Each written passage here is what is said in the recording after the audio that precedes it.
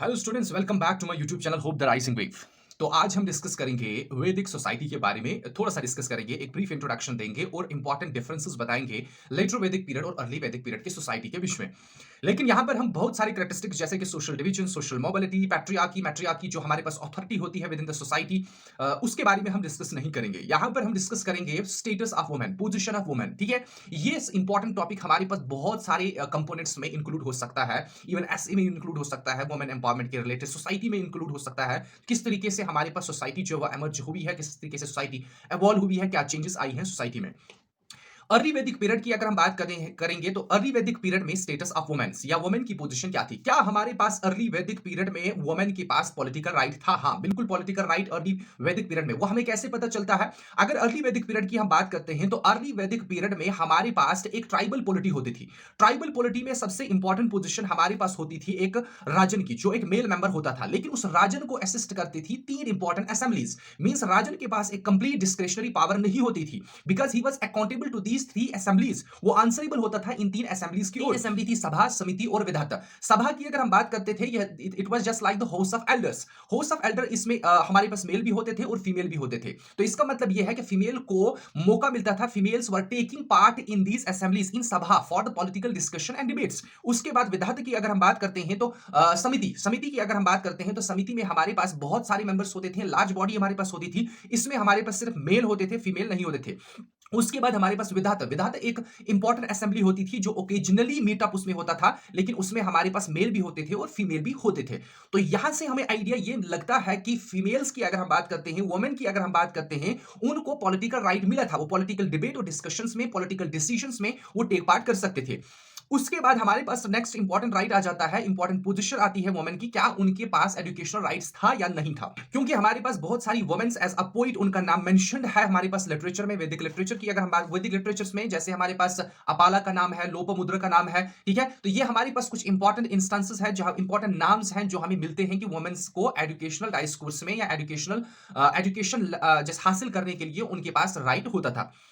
उसके बाद अगर हम बात करेंगे मैरिज के बारे में, क्या उनके पास राइट टू मैरी था? क्या उनके पास राइट होता था मैरिज का कि वो अपने हिसाब से मैरी कर सकते थे? Yes, during the early Vedic period women had right to marriage. They had the right to marriage, they were allowed to choose their spouse, they were allowed to choose their husband, and this marriage was called Gandharva vivah. That was a love marriage. इसका मतलब ये है कि उनको right to marry की अगर हम बात करते हैं, जो आज प्रेजेंट कॉन्स्टिट्यूशन में एक फंडामेंटल राइट है, वो राइट तब भी उनके पास था ड्यूरिंग अर्ली वैदिक पीरियड। तो यहां से हमें ये आइडिया मिलता है कि यहाँ की society means early Vedic period की सोसाइटी जो थी वो एक ओपन माइंडेड सोसाइटी थी। वो हमें फिर भी कैसे पता चलता है? यहां से हमारे पास ये पता चलता है कि women's as a child marriage की अगर हम बात करते हैं, कोई भी इंस्टेंस, कोई भी हमारे पास ऐसा एविडेंस नहीं मिलता है। उसके बाद हमारे पास जो वुमेन के हस्बैंड की डेथ होती थी, क्या उसको राइट था वो दोबारा से मैरिज या दोबारा से वो मैरी कर सकती थी? क्या वो दोबारा से शादी कर सकती थी? यस।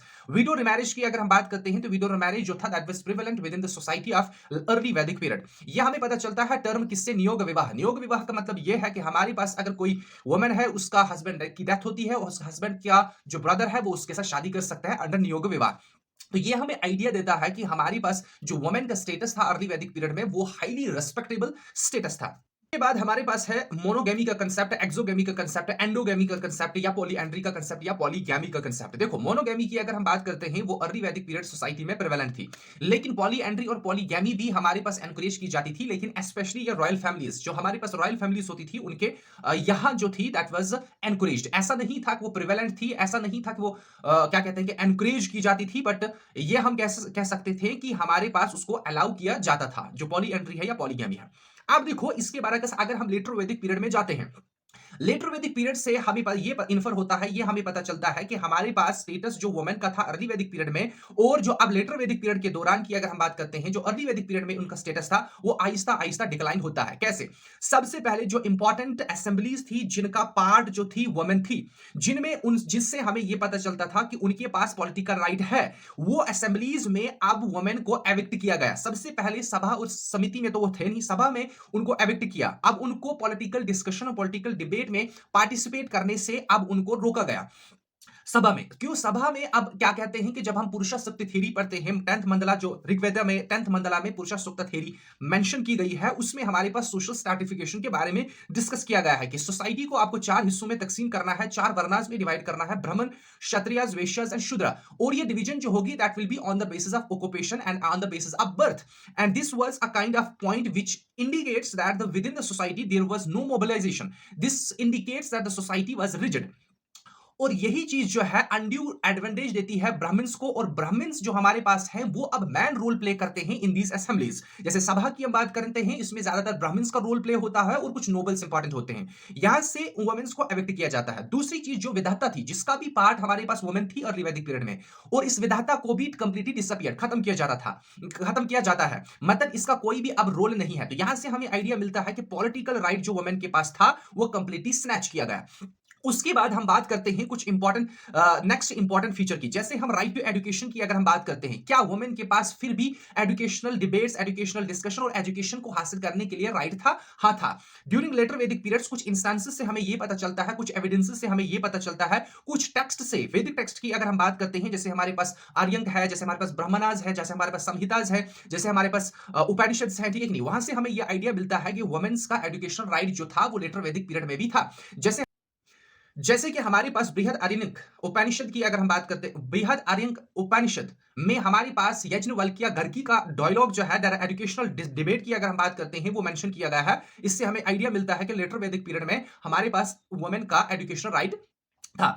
उसके बाद हमारे पास मैरिज की बात अगर करेंगे सोसाइटी में, लेटर वैदिक पीरियड में जो हमारे पास गंधर्व विवाह था, means right to choose their husband और स्पाउस, वो हमारे पास खत्म किया गया। उसको एनकरेज नहीं किया जाता था, उसको सोसाइटी में अलाउ नहीं किया जाता था। इसका मतलब यह है कि वुमेन का जो राइट टू मैरी था उसको छीन लिया गया, स्नैच किया गया। उसके बाद हमारे पास लेटर वैदिक पीरियड में ऐसा कोई राइट नहीं था। और बहुत सारी देखो इस स्ट्रैटिफिकेशन ऑफ सोसाइटी के बेस पर जो अभी मैंने आपको बताया पुरुष सूक्त थ्योरी के अकॉर्डिंग, इसके अकॉर्डिंग हमारे पास है बहुत सारी किस्म की मैरिजेस जो है वो वजूद में आई।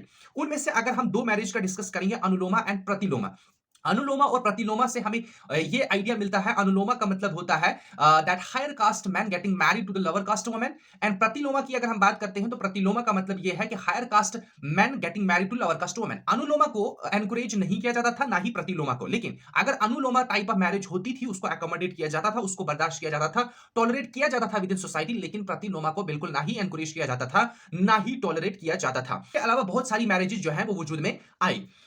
जैसे हमारे पास मैरिज थी, ब्रह्मा था, अरसा था, दैवा था, प्रजापति था, बहुत सारी ऐसी किस्म की मैरिजेस जो है वो वजूद में आई है। ठीक है, तो अब हमारे पास क्या है कि हमारे पास स्टेटस जो था, इस इन सब चीजों से हमें यह पता चलता है कि जो वुमेन का स्टेटस था वो ड्यूरिंग लेटर वैदिक पीरियड की अगर हम बात करते हैं, लेटर वैदिक पीरियड में उनका हमारे पास स्टेटस जो है वो आहिस्ता आहिस्ता डिक्लाइन होता है। कुछ important references letter Vedic text की जो हमें ये इंडिकेट करवाती हैं कि वुमेन्स को जो है हाईली रेस्पेक्टेबल एक पोजीशन नहीं दी जाती थी। जैसे हमारे पास आइतरिया ब्राह्मणा में मेंशन्ड है कि daughter is the source of misery and son is the protector of family. Even the son is the protector of family जो है, ये कंसेप्ट अर्ली वैदिक पीरियड में भी देखिए उतने अच्छे से रिफ्लेक्ट नहीं किया कि हम सिर्फ सन चाहते हैं, लेकिन कुछ इंपॉर्टेंट टर्म से हमें यह पता चलता है कि अर्ली वैदिक पीरियड में भी सन को प्रेफर किया जाता था। अर्ली वैदिक पीरियड में ऋग्वेद में एक टर्म है that is a Suvira. Suvira का मतलब यह है कि जब अर्ली वैदिक पीरियड में पीपल वर्शिप करते थे, वो वर्शिप करते थे नेचुरल एलिमेंट्स का, मींस नेचुरल एलिमेंट्स को पर्सनिफाई किया जाता था एज अ गॉड। जैसे हमारे पास विंड है, वाटर है, फायर है, थंडर है, इसके बेस पर। और जो हमारे पास वर्शिप का मकसद होता था, the aim of and the objective of worship was for material gains, और मोड ऑफ वर्शिप जो होता था वो था sacrificials, performing yajnas and etcetera. लेकिन यहां पर जब वर्शिप किया जाता था, स्पेशली वो ब्रेव चाइल्ड की ओर ब्रेव चाइल्ड विश करते थे, और ब्रेव चाइल्ड में वो बॉय विश करते थे ताकि वो प्रोटेक्टर बनेगा फैमिली का। इसी तरीके से लेटर वैदिक पीरियड में क्या कहा गया, लेकिन अर्ली वैदिक पीरियड में वुमेन को हाईली रेस्पेक्टेबल पोजीशन दी जाती थी। लेकिन लेटर वैदिक पीरियड की अगर हम बात करते हैं तो यहां पर क्या कहते हैं कि यहां पर हमें ये इन्फ्लुएंसेस मिलते हैं कि जैसे मैंने अभी आपको कहा कि daughter is the source of misery while the boy is the protector of family. और इंपॉर्टेंट एक इन्फ्लुएंस की अगर हम बात, एक important reference from later Vedic text Maitrayani Samhita. Maitrayani Samhita में यह मेंशन किया गया है कि there are 3 source of evils, one is liquor, second is dice, third is women. ठीक है कि नहीं? तो यहां से भी हमें पता चलता है कि वुमेन की स्टेटस को लवर समझा जाता था during the later Vedic period. So this was a concept regarding the distinguish between a society, this was a concept और this was a difference between the early Vedic society and later Vedic society. यहाँ से हमें idea मिलता है कि society जो है किस तरीके से इवॉल्व होती है, सोसाइटीज़ में किस तरीके से फ्लक्चुएशन आती है और वही जो हमारे पास कांसेप्ट है आज प्रेजेंट सोसाइटीज़ में किस तरीके से इंक्लूड होते हैं।